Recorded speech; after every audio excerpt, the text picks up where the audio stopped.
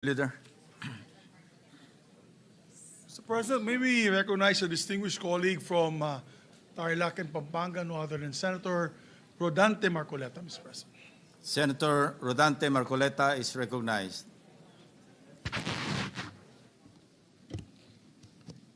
Marami pong salamat, Mr. President. Ako po ay tumatayo ngayon para sa isang usaping pampersonal at pangkalahatang pribilehyo. Ginoong Pangulo, ang gulo-gulo na po natin. Ito pong huling pagdinig sa Blue Ribbon Committee na kung saan ay lumabas po ang isang testigo na nagngangalang Master Sergeant Orly Gutesa.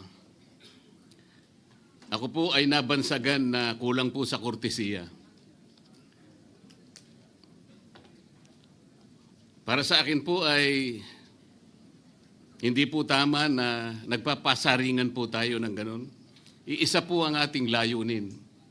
Hindi po tayo magkakalaban sa layunin na matuntun po natin ang pinaka-problema kung bakit nasadlag po ang ating bansa sa ganitong kalagayan. Hindi ko naman po kasalanan ako po'y hanapin ni Sergeant Gutesa. Hindi ko po siya kilala eh. Hindi ko po kasalanan kung ako po ang hinanap niya at hindi iba. Nung pong makita ko po yung kanyang salaysay, ang sabi ko lamang po sa kanya ay, kung malakas ang loob mo talaga at naniniwala kang dapat mong gawin ito para sa iyong bansa, dalawa lang ang pwede mong gawin para sa akin.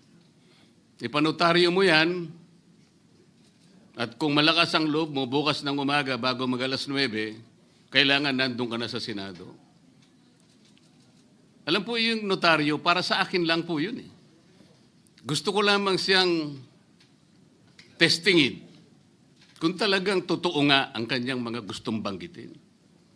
Ang pinakamahalaga po ay haharap siya, tatayo, at susumpa sa kalagitnaan ng pagdinig. At doon ay pakikinggan natin. At doon ay sama-sama natin siyang i-interpolate. Tatanungin. Nakita naman po ninyo kung paano niya sinasagot ang bawat tanong. Walang pag-aalinlangan. Siya lamang po ang natatangi na testigo na kumonekta sa pangalan ni Saldico at Martin Romualdez. Wala nang iba. Ngayon po siya ay naharap sa napakaraming pasaring din. Bakit po ako ay walang kortesiya? Hindi po ba ako ay humingi ng panahon sapagkat hindi ko naman po alam kung talagang darating siya nung araw na yon, kaya hindi na po ako nagsabi. Gusto ko talagang paniwala ang darating siya. Dumating nga po siya, kaya ko siya inilabas. Pero kung pag-uusapan po ay kortesiya, balikan po natin ang mga nangyari. Nung ako po ay chairman pa ng Blue Ribbon Committee, nagkaroon po ng pagdinig. Unang pagdinig ay August 19, 2025. Isang araw bago po nagkaroon ng pagdinig ang Blue Ribbon Committee, ang ating pong kasama, si Senator Lacson, ay nagkaroon po ng posting. Sa Twitter po yata ito, hindi po ako sanay dito eh. Babasahin ko po, August 20, 2025. The Senate Blue Ribbon Committee hearing yesterday is akin to the cart going ahead of the horse. Had the cart waited one day, it would not have missed the details of the truth about the many substandard ghost projects and more that will be exposed in my privileged speech today. Yun po ba ay courtesy din? Sa akin pong palagay, hindi dapat po nagkaroon ng ganitong pagpapasaring. Alam ko po ba kung sino-sino ang tatayo para mag-deliver ng privileged speech? Matagal ko na pong sinabi noon kung kailan po ang pagdinig. Wala po akong itinago. Ngunit kung sasabihin na kung naghintay kami ng isang araw, ay mas marami pa sanang mga detalye at katotohanan ang naihayag. Hindi po ba sinabi ko sa inyo noon, mismong Pangulo ng Republika ng Pilipinas ang nagbigay sa akin ng USB na nandun po lahat ang mga proyektong pinaghihinala na ghost projects. Ayaw ko lamang pong ilabas ng isa-isa sapagkat sa aking pagkakaalam noon, Ginoong Pangulo, mali din po yung binigay na mga coordinate sapagkat ang pinagbasihan nila yung MYPS, hindi yung PCMA, na palagi ko pong binabanggit. Sa mga kapatid, kahit na po yung mga binanggit na projects ng ating kasama, salig po sa mga maling coordination. At saka konti lang, pinili lang. Nagkataon lang po maganda nga talagang pagkakapresent sapagkat kulang na lang po yung cinematography at saka screenplay. Kung meron pa lang sanang sound effects, baka nandun yun. Huwag po sanang ganun magpasaringan tayo. Iisa po ang layunin natin dito. Yung matukoy natin kung sino ang merong utak dito. Na ngayon po ay unti-unti na pong naihayag. Sino bang natatakot kay Martin Romualdez? Marami po siguro dito sa kapulungan ito. Pero hindi ako natatakot kay Martin Romualdez.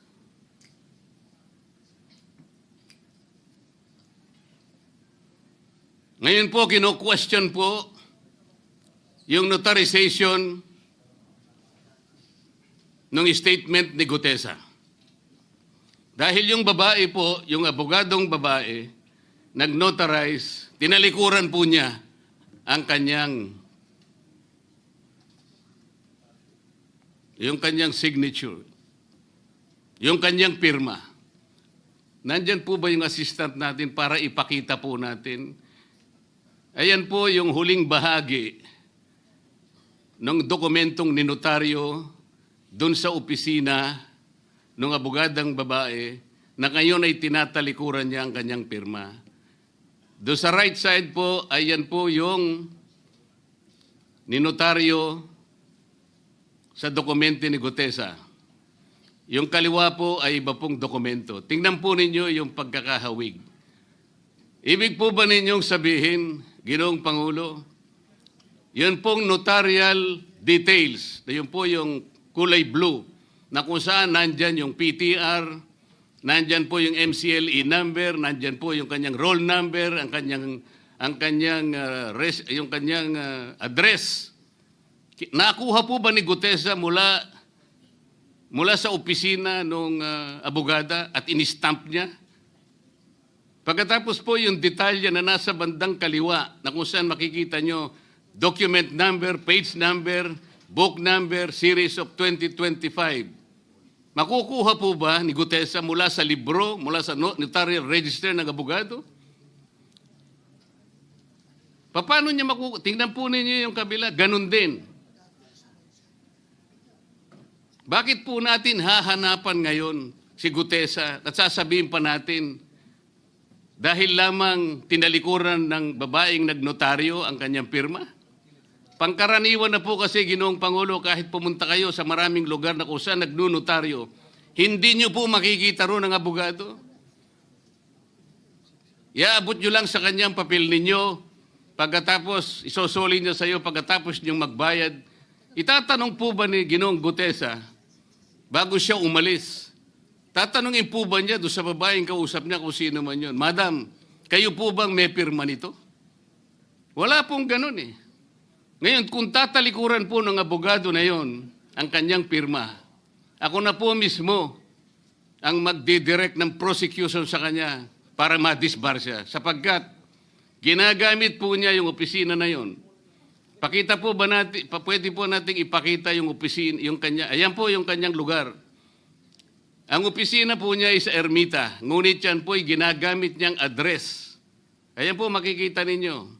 Notary Public 24/7. Ibig niyo sabihin, nandyan at hindi na natutulog yung abogado na yan. Sigurado meron isang tao dyan na pumipirma. At ginagaya na lamang ng kanyang staff o secretary yung pirma niya.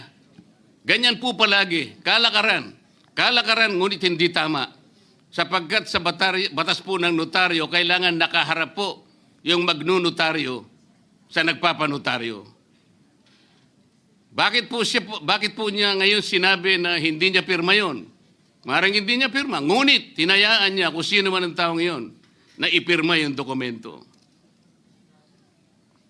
Kagaya po ng nasabi ko, naging academic na po yung notaryo. Sapagkat ang tao ay tumayo sa ating kapulungan. Binasa niya yung kanyang statement.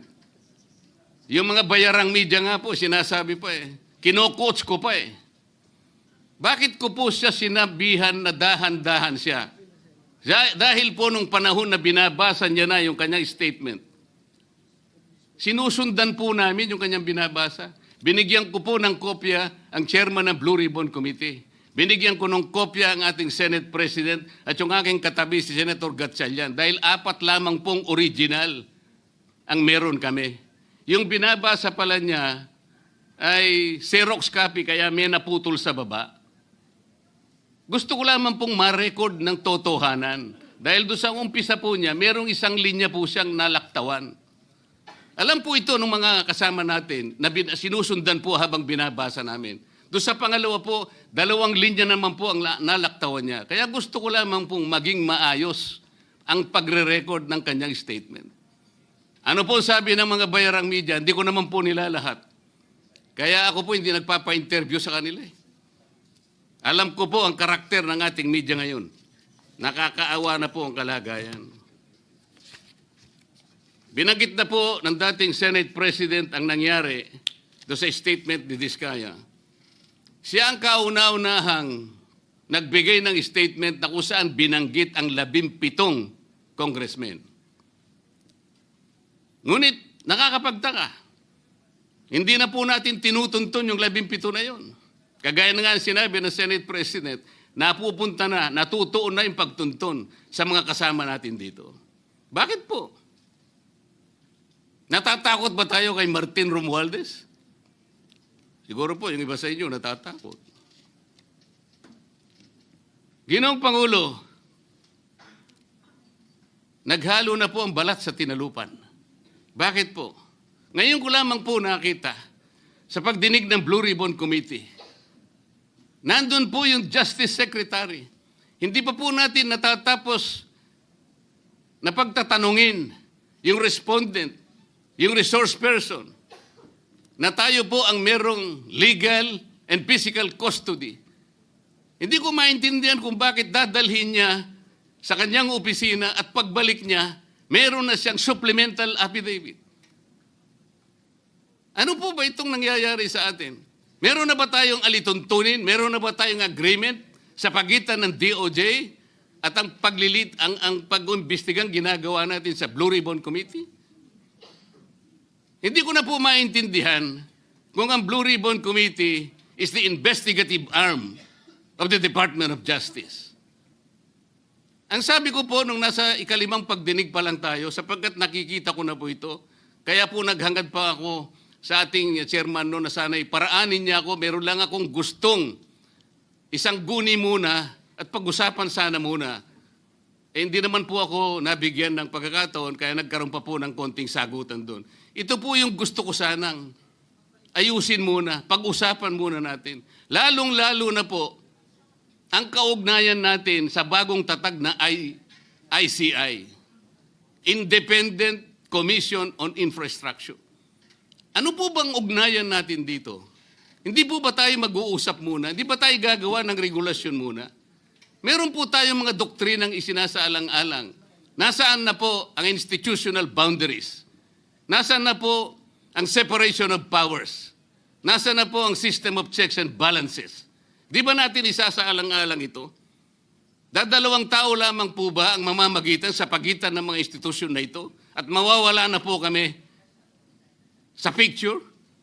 Are we supposed to be kept in the dark, Mr. President?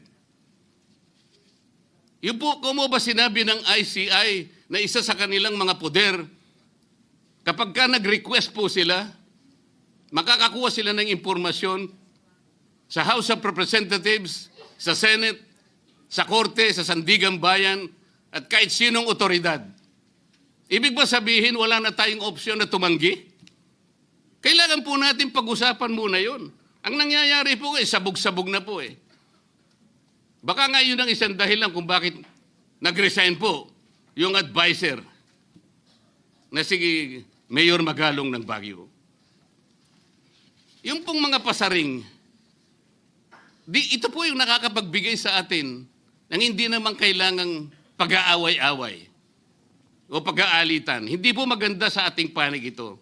Tingnan lamang po natin yung interview sa DCMM ng ating kasamahan, chairman ng Blue Ribbon Committee, ng mga host ay si Victoria Tulad at si Christian Yosores noong September 28, 2025. Ang tanong po nila, ilang hearings pa ang nakikita ninyong gagawin ninyo? Ang sagot po ng ating kasama, Senator Lacson, yun ang hindi ko pa masabi.